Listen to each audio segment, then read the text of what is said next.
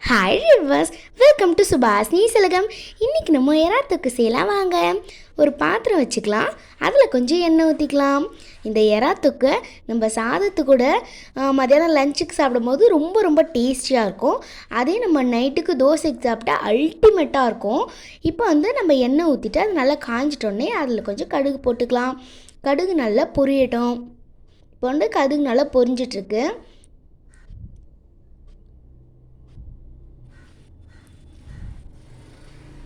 இப்போ இதில் நான் கொஞ்சம் வெங்காயம் போட்டுக்கிறேன். இப்போது வெங்காயத்தை நல்லா மிக்ஸ் பண்ணி வதக்கி விட்டுக்கலாம். வெங்காயம் நம்மளுக்கு நல்லா பொன்னிறமாக ஆகிற அளவுக்கு வதங்கணும். அப்போ நம்மளுக்கு டேஸ்டியாக இருக்கும். நம்ம எந்த கிரேவி வைக்கிறதா இருந்தாலும் நல்லா நமக்கு வெங்காயம் வதங்கினா ரொம்ப ரொம்ப டேஸ்டியாக இருக்கும். நம்மளுக்கு பாதி வதங்கியிருக்கு பாருங்கள். எனக்கு நான்வெஜ்னாலே ரொம்ப பிடிக்கும். உங்களுக்கு நான்வெஜ் பிடிக்குமா வெஜிடேரியனா அப்படின்றத கமெண்ட் பண்ணுங்கள்.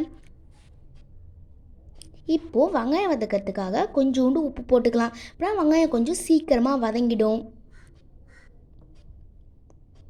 இப்போ பார்த்திங்கன்னா உப்பு போட்டதுனால கொஞ்சம் சீக்கிரமாக கொஞ்சம் நல்லாவே வதங்கியிருக்கு. நல்லா மிக்ஸ் பண்ணி விட்டுக்கலாம். இப்போ நான் நல்லா மிக்ஸ் பண்ணி விடுறேன். பார்த்திங்கன்னா வெங்காயம் கொஞ்சம் வதங்கியிருக்கு. இப்போது இதில் நம்ம இஞ்சி பூண்டு பேஸ்ட் சேர்த்துக்கலாம். இஞ்சி பூண்டு பேஸ்ட் சேர்த்துட்டு அதோடைய பச்சை வாடை போகிற வரை நம்ம நல்லா வதக்கி விட்டுக்கலாம்.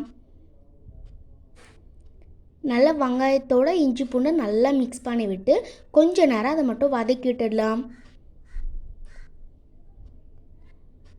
இஞ்சி பூண்டு போட்டால் நம்மளுக்கு உடனே ரொம்ப வாசனையாக இருக்கும். இப்போ அதனால் ஒரு துணி வச்சு பிடிச்சி நல்லா வதக்கி விட்டுக்கலாம். அது நல்லா வதங்கட்டும். இப்போ இஞ்சி பூண்டு பேஸ்ட் கொஞ்சம் வதங்கினதுக்கப்புறமே இந்த மாதிரி தக்காளி போட்டுக்கலாம்.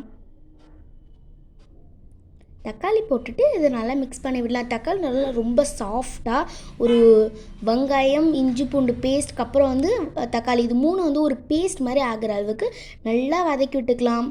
அது இப்போ பார்த்திங்கன்னா நல்லா சாஃப்டாக வதங்கிடுச்சு எல்லாம் ஒன்றா சேர்ந்து. இப்போ நம்ம இதை மசாலா சேர்க்க ஆரம்பிச்சிடலாம். கொஞ்சம் மஞ்சள் பொடி சேர்த்துக்கலாம்.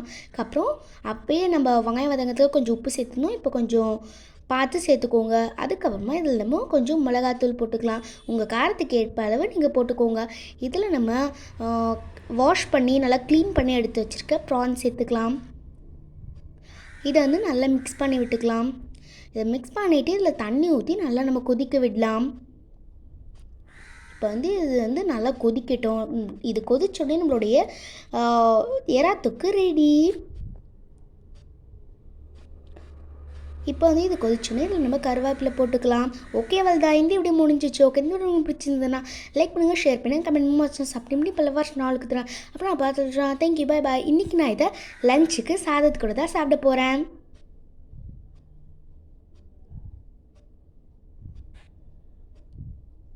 தேங்க்யூ, பாய் பாய்.